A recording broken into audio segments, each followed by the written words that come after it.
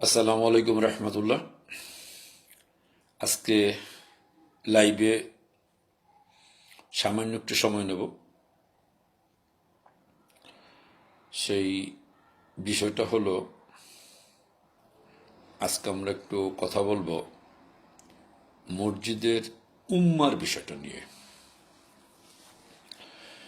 আপনারা জানেন, প্রায় বছর ঊর্ধ্বে আমরা চেষ্টা করে যাচ্ছি তুর্পিনিতারায় ভিয়া কাপুয়া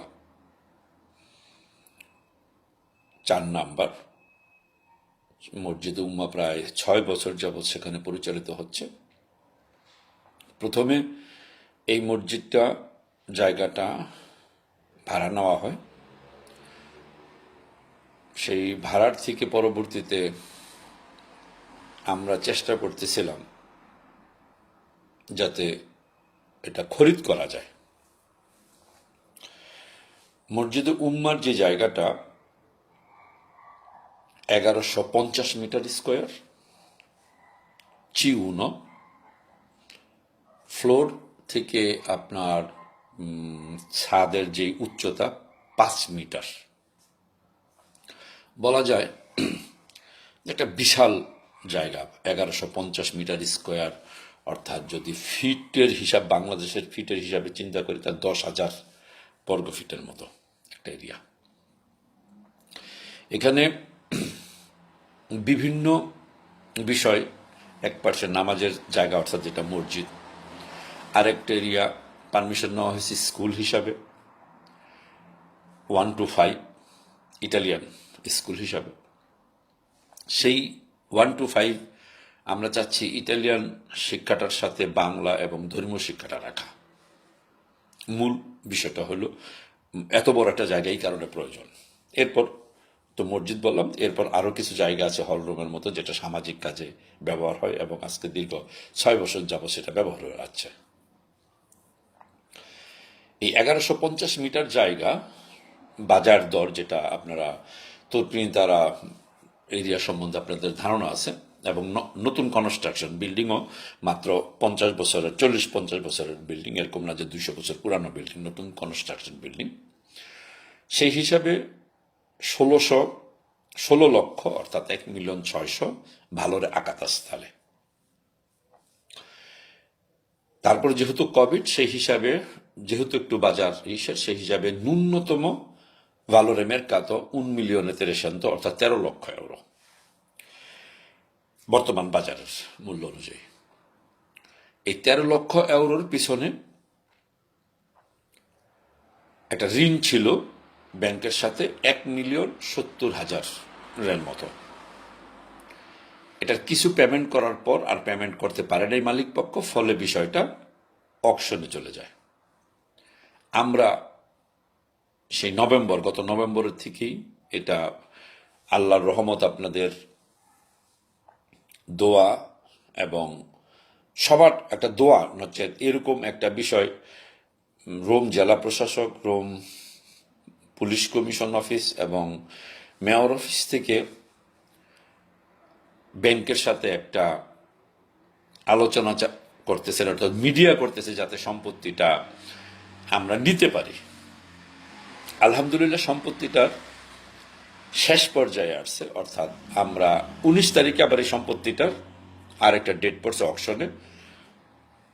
অকশনে যদি যায় সেই সম্পত্তির মূল্য অনেকেই বাড়তে পারে। তারা অকশন যেটা যাবে, তাদের মূল টার্গেট হলো 1,70,000 ইউরো তাদের এখান থেকে নেওয়া ব্যাংকের, সেই হিসাবে তারা অকশনে যাবে। কিন্তু যেহেতু আমরা একটা সংগঠন হিসাবে এখানে জড়ানো, একটা মসজিদ জড়ানো, কমিউনিটির বিভিন্ন কাজ এখানে জড়ানো, সেই হিসাবে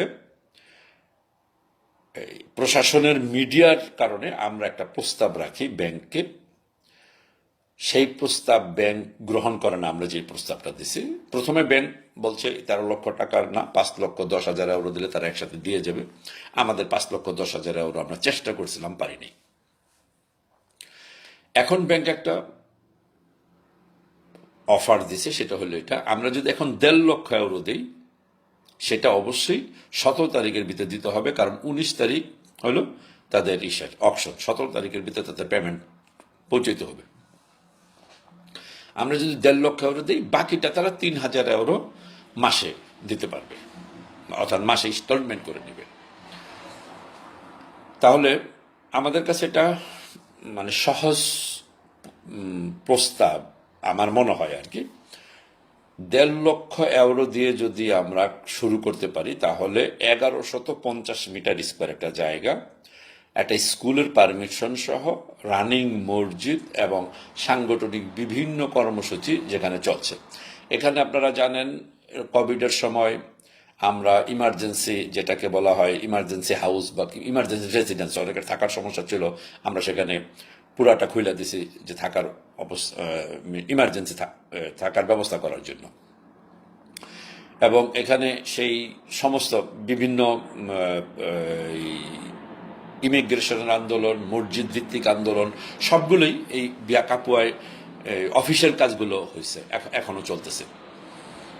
আপনারা যদি সকলে একটু সহযোগিতা করেন, তাহলে আসলে 1.5 লক্ষ এই 10-15 দিনে কালেক্ট করা সম্ভব। সেই কারণে আজকের এই আপিলটা আপনাদের কাছে।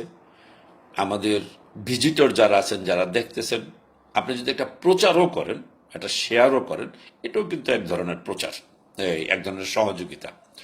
1.5 লক্ষ আমরা যদি 50-60 জন লোক মনে করি অংশগ্রহণ করব, 1-2 হাজার টাকা করে দিলেও কালেক্ট হয়ে যায়। এখন 1 মিটার জায়গার মূল্য প্রায় 1,000 €। তো সেই হিসাবে নেতৃবৃন্দ একটা ধারণা নিছেন যে একটা জায়নামাজের একটা জায়গার মূল্য করা হয়েছে 500 € মতো। তা আমরা যদি 500 € দিই একটা জায়নামাজের জন্য, বিষয়টা হলো এটা যে এই জায়নামাজের জায়গাটা খরিদ করা হলো যতদিন এই পৃথিবী থাকবে, যতদিন এই বিল্ডিং থাকবে, ততদিন এখানে সেজদা হবে, নামাজ হবে, এর সওয়াব যিনি দান করলেন তিনি পাবেন ইনশাল্লাহ। তা আমরা অনুরোধ করব, যার ক্যাপাসিটি আছে, প্লিজ একটা জায়নামাজের জন্য, আপনার ফ্যামিলির জন্য যে কোনো একটা জায়নামাজ জায়গা খরিদ করে যদি আপনি ডোনেশন করেন 500 €, তাহলে আমরা এরকম 200 লোকে যদি আসি, তাহলে প্রায় 1 লক্ষ টাকা হয়ে যায়। আর যাদের অর্থনৈতিক ক্যাপাসিটি আছে, অর্থাৎ আপনার 5,000-10,000 € আপনি ঋণ দিতে পারবেন, আমরা সেটাও আপিল করতেছি যে আসেন, আমরা বেশি না 1-150 লোক যদি একটু চেষ্টা করি 200, 400, 500 দান হিসাবে, এবং 500 টাকা, 1,000 টাকা যা সম্ভব আছে একটু ঋণ হিসাবে দিলে আমরা এই জায়গাটা রাখতে পারি এবং এই জায়গাটা কমিউনিটির কাজে ব্যবহার হয়। আমি কথা দীর্ঘায়িত করব না, আমি শুধু এতটুকু আপিল রাখবো যে বাংলাদেশ কমিউনিটির জন্য আমাদের একটা জায়গা দরকার, একটা ইমার্জেন্সি জন্য আমাদের একটা হল রুম দরকার আছে। মসজিদ অনেকেই আছে, বিয়া কাপুয়ার এটা একটা অংশ মসজিদও ব্যবহার হচ্ছে, কিন্তু আমাদের এখানে স্কুলের ব্যবস্থাটা নাই। আমাদের যেহেতু ক্যাপাসিটি কম, সুতরাং 1 থেকে ক্লাস 5 পর্যন্ত আমাদের এখানে পারমিশন আছে। এরপরেরটা যদি ওই সময় আরো বড় ধরনের জায়গা নেওয়া যায়, যেটা কবরস্থান প্রকল্পের সাথে আছে, সেটা আরেকটা বিষয়। সেটাই আমরা ইন্টারমিডিয়েট পর্যন্ত সেটার পারমিশনের নেওয়া আছে, যদি সেটা হয়। আর এটার ভিতরে আমাদের ক্লাস 5 পর্যন্ত করা আছে। তাই আমি অনুরোধ করব, শিক্ষা, সংস্কৃতি, ধর্ম, মানবিক বিষয়, সামাজিক বিষয়, প্রত্যেকটা বিষয় একসাথে একটা জায়গা আমাদের দরকার, একটু বড় ধরনের একটা জায়গা দরকার। সেই হিসাবে এই জায়গাটা খুবই আমাদের জন্য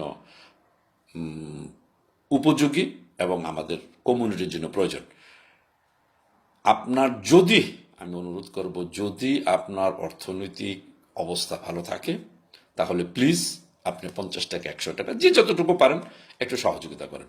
যদি একটু অবস্থা ভালো থাকে, একটা জায়নামাজ 500 € দিয়ে খরিদ করে একটু সহযোগিতা করেন। যদি আরেকটু অবস্থা আপনার ভালো থাকে, তাহলে 1,000-2,000 € ঋণ দিয়েও আমাদেরকে একটু সহযোগিতা করতে পারেন। আমরা অবশ্যই আপনাদের কমিটির পক্ষ থেকে আপনাদেরকে ডিট করে আপনার থেকে ঋণ নেব, এবং আমাদের কাছে টাকা আশ্বাস আসবে, আর আপনাদের ঋণগুলো আমরা আস্তে আস্তে দিয়ে দিতে চেষ্টা করব। সকলে সুস্থ থাকবেন, আমাদের জন্য দোয়া করবেন, আপনাদের জন্য দোয়া রইল। আল্লাহ তাআলা সকলকে যেন আমাদের সঠিক পথে চলার তৌফিক দেন। অবশ্যই ভুলভ্রান্তি আমাদের সকলেরই হয়, বিশেষ করে আমি অবশ্যই আমার ভুলভ্রান্তি স্বীকার করে আপনাদের কাছে ক্ষমা চেয়ে নিচ্ছি। আসসালামু আলাইকুম রহমতুল্লাহ বরকাত।